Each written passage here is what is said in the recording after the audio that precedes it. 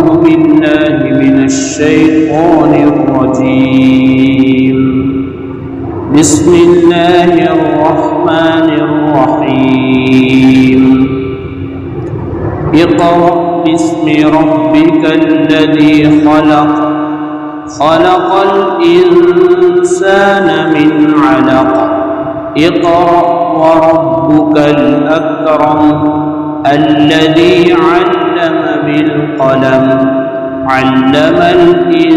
الإنسان ما لم يعلم۔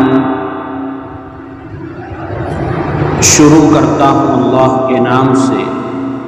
جو بڑا مہربان نہایت ہی رحم والا ہے۔ اقرأ، اے نبی جی آپ پڑھیے، بسم ربک، اپنے رب کے نام سے، الذی خلق، جس نے ساری کائنات کو پیدا کیا، خلق الانسان من علق، جس نے انسان کو جمے ہوئے خون سے پیدا کیا۔ اقرأ، اے نبی جی آپ پڑھیے، وربک الاکرم، آپ کا رب بڑا کریم ہے، الذی علم بالقلم،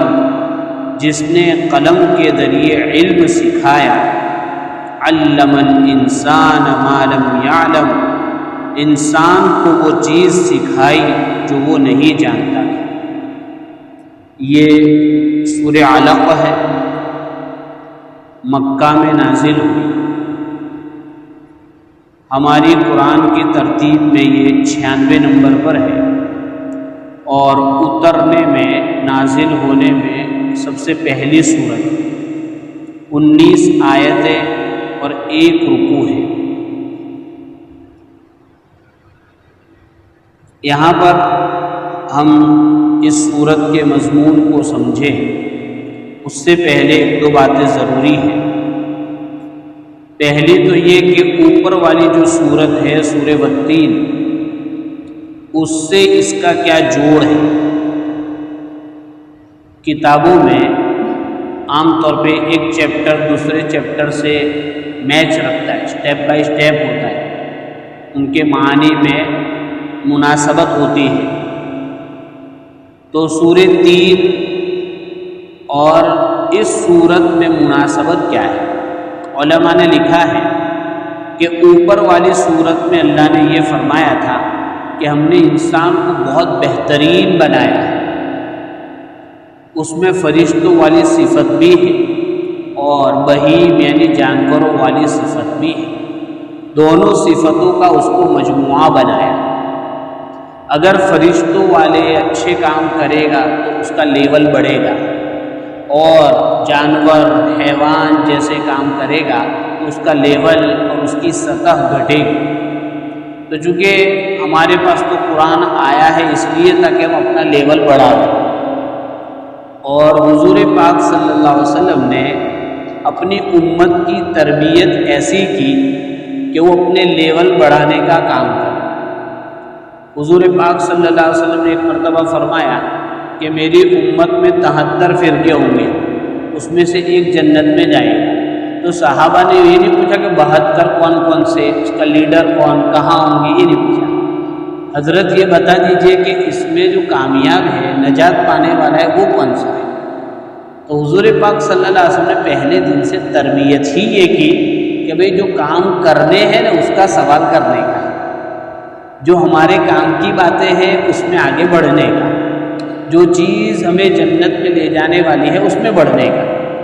تو اب انسان اوپر بھی جا سکتا ہے، نیچے بھی اس کا لیول ہو سکتا ہے، تو ہمیں چونکہ اپنا لیول بڑھانا ہے، تو وہ لیول کیسے بڑھے گا؟ تو قرآن کی روشنی میں 2 چیزیں ہیں۔ ایک تو یہ ہے کہ آدمی کے پاس کمال علم پورا اپنی ضروریات کا، اور دوسرا ہے کمال عمل، کہ جس میدان میں ہے اس میں وہ شریعت کے مطابق عمل کرنے والا۔ یہ 2 چیزیں اس کو اوپر لے جاتی ہیں۔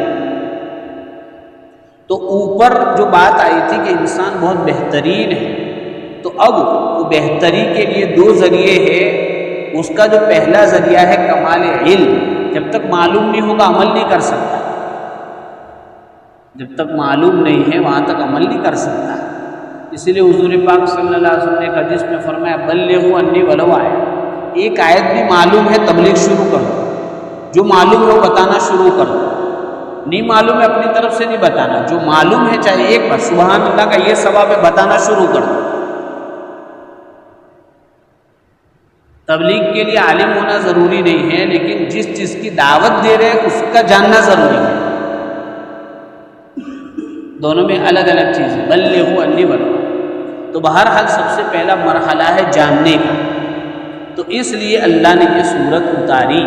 کہ میں اور آپ، یعنی قرآن شروع کیا اللہ نے تاکہ ہم اپنے علم کی پیاس بجھا کر عمل کے میدان میں آگے بڑھیں۔ اب قرآن کی سب کو یہ معلوم ہے کہ سب سے پہلی صورت ہے،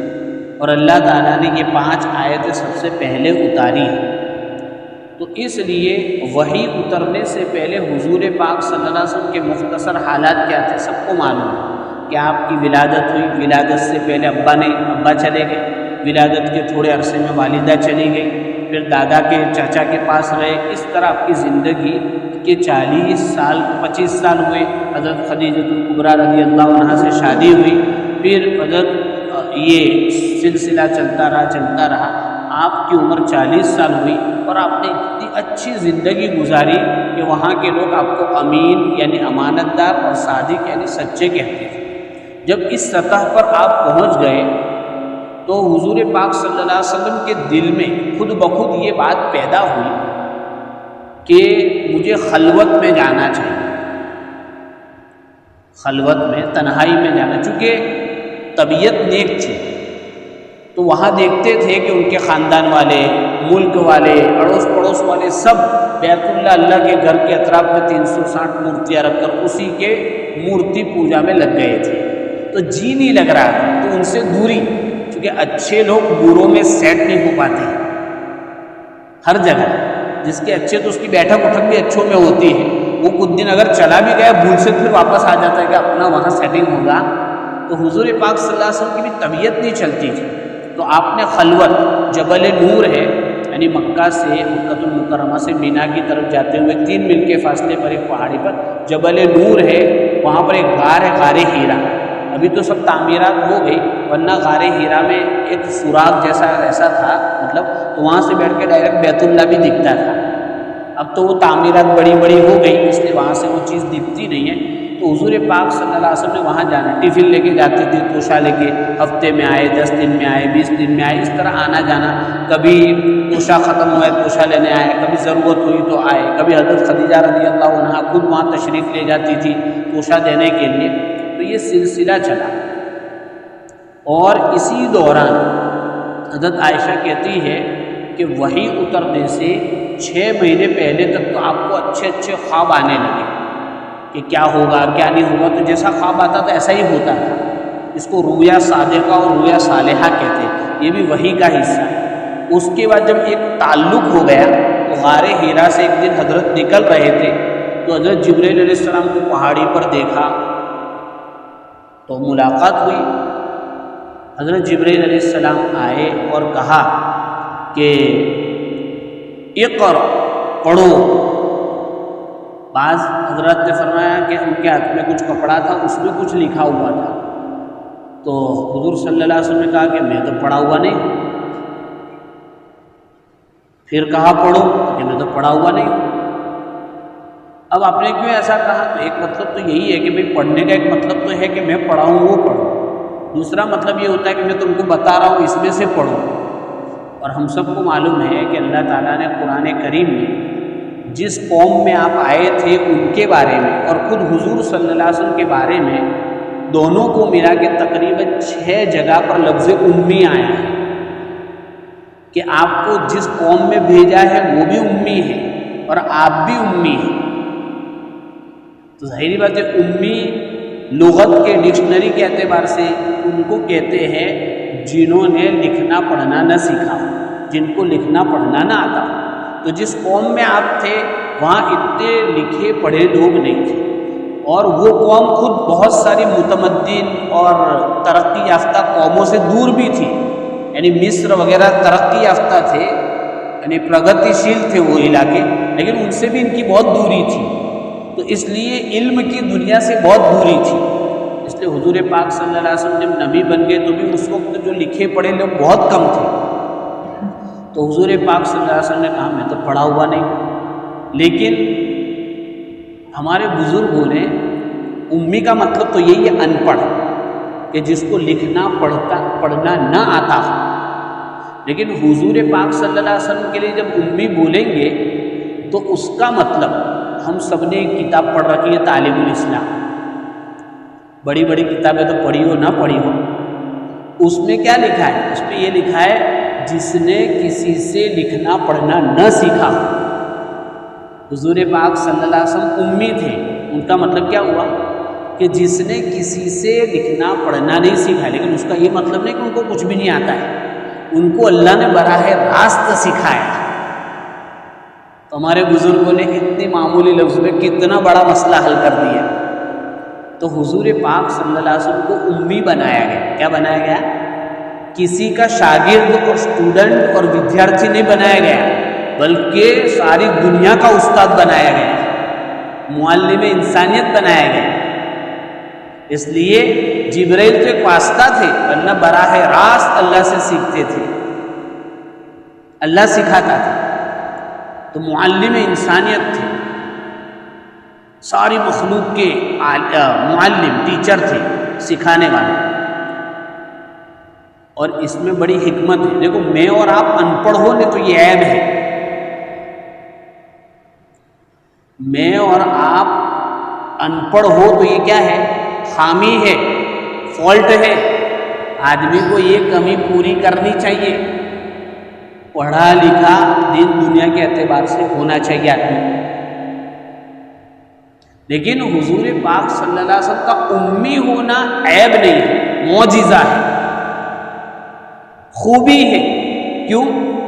اس لیے کہ حضور پاک صلی اللہ علیہ وسلم امی تھے، پھر بھی اس زمانے کے یہودی وغیرہ کیا کہتے تھے کہ تم کو تو وہ ایک لوہار ہے نا، اس کو تھوڑی بہت دوسری زبان آتی ہے، انجیل وغیرہ جانتا ہے، وہ سکھاتا ہے تم کو،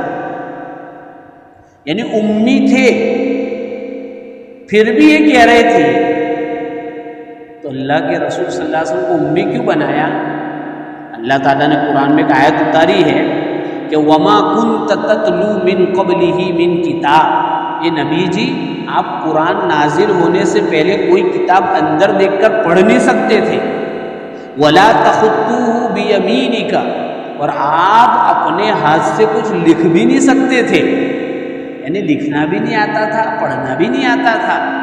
اگر ایسا ہوتا اِذًا لَارْتَابَ الْمُبْطِلُونَ، تو یہ جو آبجیکشن اٹھانے والے ہیں جن کو ماننا نہیں ہے وہ اعتراض کرتے کہ ان کو تو لکھنا پڑھنا آتا تھا تو ادھر ادھر سے سیکھ کے کتاب لکھ ڈالی ہے۔ تو حضور صلی اللہ علیہ وسلم کو امی بنایا، کسی سے لکھنا پڑھنا نہیں سکھایا، اور ایک دم 40 سال کے بعد اللہ نے وہ علوم دیا تاکہ معجزہ ظاہر ہو کہ جس آدمی نے 40 سال تک ایک شعر نہیں کہا، ایک کویتا نہیں لکھی، ایک مضمون نہیں لکھا، ایک چیپٹر نہیں لکھا، کسی کے وہاں پڑھا نہیں، اور وہ آدمی اتنی بھاری عربی میں بتا رہا ہے، تو جن کی طبیعت اچھی تھی اس کو سمجھ میں آ جائے گا کہ یہ ان کی کتاب نہیں ہے۔ تو آپ کا امی ہونا یہ معجزہ ہے۔ کیا ہے؟ معجزہ۔ تو حضور پاک صلی اللہ علیہ وسلم نے کہا کہ میں پڑھا ہوا نہیں۔ پھر تیسری مرتبہ میں حضرت جبرائیل علیہ السلام نے سینہ دبایا، چمٹا لیا۔ علماء نے لکھا ہے اس کا مطلب ہے کہ مناسبت ہو جاوے، سینہ کھل جاوے، تو یہ کیا گیا۔ اس کے بعد حضور پاک صلی اللہ علیہ وسلم کو جبرائیل علیہ السلام نے 5 آیتیں دکھائی یا پڑھائی، اور پھر آپ نے یہ آیتیں پڑھی۔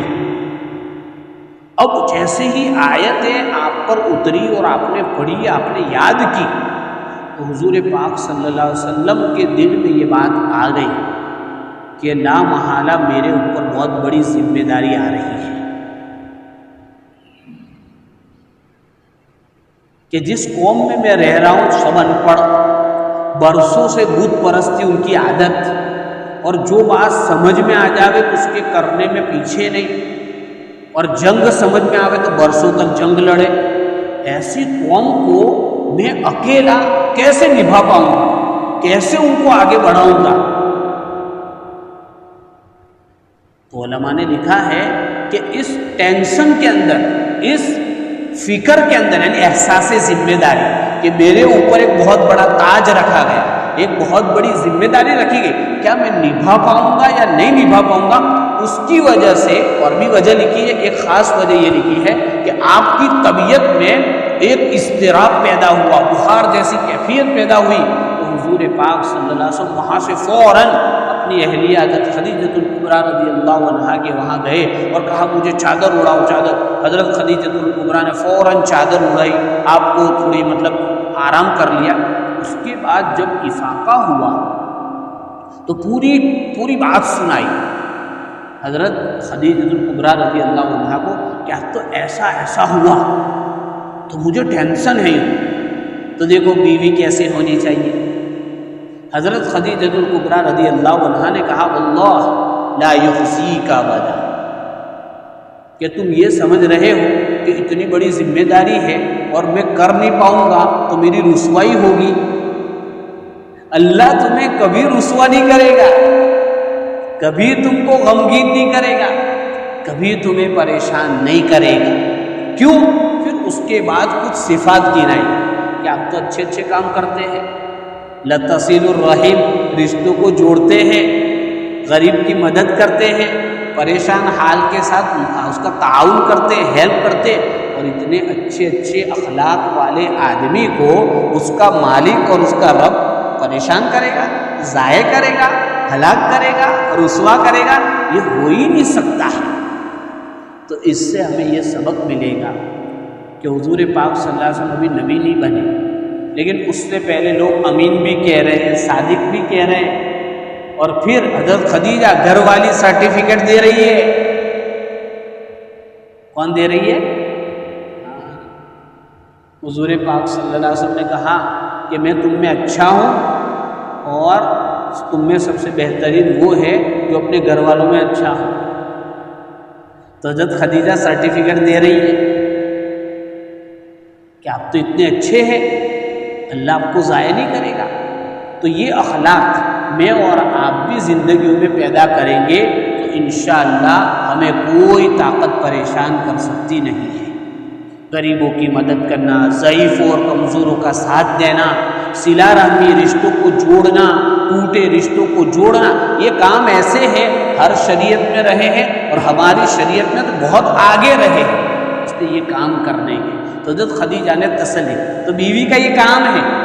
کہ شوہر پر مصیبت آوے تو بیوی ساتھ دے، ہمت دلاوے۔ ٹینشن میں شیر کے ماتھے سواسط نہ کر دے،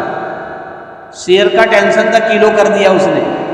ایسا نہیں۔ اب اس کے لیے دیکھو، اب یہاں کوئی عورتیں تو بیٹھی نہیں، لیکن الحمدللہ بہنوں کے بھائی بیٹھے ہیں، بیٹیوں کے ابا بیٹھے ہیں، بیویوں کے شوہر بیٹھے ہیں، تو ہماری ذمہ داری ہے کہ ہم اپنی بچیوں کی اور اپنی بہنوں کی ایسی تربیت کریں کہ وہ سسرال میں جا کے اپنے شوہر کے دینی اور دنیاوی ضروری کاموں میں تعاون کریں۔ ارے کریں گے تربیت انشاءاللہ۔ اس کے بعد مزید حالات اور سمجھ کے لیے حضرت خدیجۃ الکبریٰ رضی اللہ عنہا اپنے چچا کے لڑکے ورقہ بن نوفل کے پاس، یہ ورقہ بن نوفل کون تھے؟ ورقہ بن نوفل طبیعت کے بہت اچھے تھے، وہ بھی پریشان ہو گئے تھے وہاں مشرکوں کے حالات سے، تو وہ شام اور سیریا چلے گئے تھے، اور سیریا میں جا کے انجیل وغیرہ پڑھی، عبرانی زبان سیکھی، اور پھر وہاں سے آئے، پر یہاں رہ کر بھی اللہ کو مانتے تھے، اور وہ عیسیٰ یعنی حق مذہب اس وقت عیسیٰ علیہ السلام کا تھا، اس کو مانتے تھے۔ تو حضرت خدیجہ نے سوچا کہ ان کو وہاں لے جاتے ہیں حضور صلی اللہ علیہ وسلم، تاکہ کچھ مذاکرہ ہو تو مسئلہ سمجھ میں آئے کہ کیا ہے۔ تو ورقہ بن نوفل کے پاس لے گئے، بہت بوڑھے ہو گئے تھے وہ، تو ورقہ بن نوفل نے پوری بات سن کر فوراً کہا کہ یہ تو وہی فرشتہ ہے جو حضرت عیسیٰ علیہ السلام کے پاس آتا تھا، موسیٰ علیہ السلام کے پاس، اس کا مطلب یہ کہ آپ نبی بنیں گے، بلکہ آپ نبی بنائے گئے۔ لیکن اس میں ایک ٹینشن والی بات بھی بتا دی کہ اب تم کو تمہاری قوم یہاں سے نکالے گی۔ تو حضور صلی اللہ علیہ وسلم نے تعجب سے کہا کہ جو قوم صادق امین کہتی ہے ہوا مخرجی کیا، وہ مجھے نکال دیں گے؟ تو حضرت ورقہ نے کہا ہاں، تم جس حق بات کو لے کر آئے ہو وہ حق بات جو بھی ان کو کہے گا اس کو یہاں سے نکالا جائے گا۔ پھر کہا کہ اگر میں زندہ رہوں گا، کاش میں صحت مند ہوتا اور زندہ رہتا تو تمہارا ساتھ دیتا، اور رہوں گا تو ساتھ دوں گا، لیکن کچھ ہی دن میں ان کا انتقال ہو گیا۔ تو یہاں بھی اس سے پتہ چلا کہ حضرت خدیجہ نے خود بھی تسلی دی، اور جو مذہبی آدمی تھا ان کے پاس لے گئے تاکہ صحیح مسئلہ سمجھ میں آ سکے کہ یہ ہو کیا رہا ہے۔ تو ہمیں بھی چاہیے کہ مذہبی اعتبار سے جب کوئی تشویش ہو، تذبذب ہو، شک شبہ ہو، کنفیوژن ہو، تو آدمی کو صحیح جگہ گوگل پہ جا کے کنفیوژن دور نہیں کرنے گا، اس میں کنفیوژن پلس پوائنٹ ہو جائے گی۔ گوگل کے پاس کوئی علاج نہیں ہے، وہ تو کچھ بھی لکھ دیتا ہے، اور کسی کا ٹرانسلیٹ کرے تو ٹرانسلیٹ والے کو پوچھو کیسے کیا ٹرانسلیٹ آ جاتا ہے۔ تو اس لیے جو مذہبی لوگ ہیں وہاں جانا چاہیے، جہاں ہمیں اعتماد ہے وہاں جا کے مسئلہ حل کرنا چاہیے۔ تو یہ حضور پاک صلی اللہ علیہ وسلم پر جو وحی آئی اس کا یہ پورا قصہ ہے، اور پھر اللہ تعالیٰ نے حضور پاک صلی اللہ علیہ وسلم کو پہلی وحی میں یہ 5 آیتیں اتاری۔ اب ان 5 آیتوں میں بہت ساری باتیں ہیں، چونکہ پہلی وحی ہے تو اسے ہمیں اچھے سے سمجھنا ہوگا کہ آخر کار پہلی وحی میں پڑھنے کا کیوں کہا گیا، اور پڑھنے کو اس انداز میں کیوں بیان کیا، پھر اللہ نے پڑھنے کے اپنے نام کیوں جوڑا، پھر اپنے نام کے ساتھ اپنی صفت خلق کو کیوں جوڑا۔ بڑا عجیب و غریب فلسفہ اللہ نے اس میں بیان کیا ہے۔ اللہ تعالی ہم سب کو قرآن سے تعلق عطا فرماوے اور قرآن سے محبت بھی عطا فرماوے، اور اس کے سمجھنے کے لیے قربانی کی بھی توفیق عطا فرماوے۔ وآخر دعوانا ان الحمد للہ رب العالمین۔ سبحان اللہ و بحمدہ، سبحانک اللہم و بحمدک، نشہد ان لا الہ الا انت، نستغفرک و نتوب الیک۔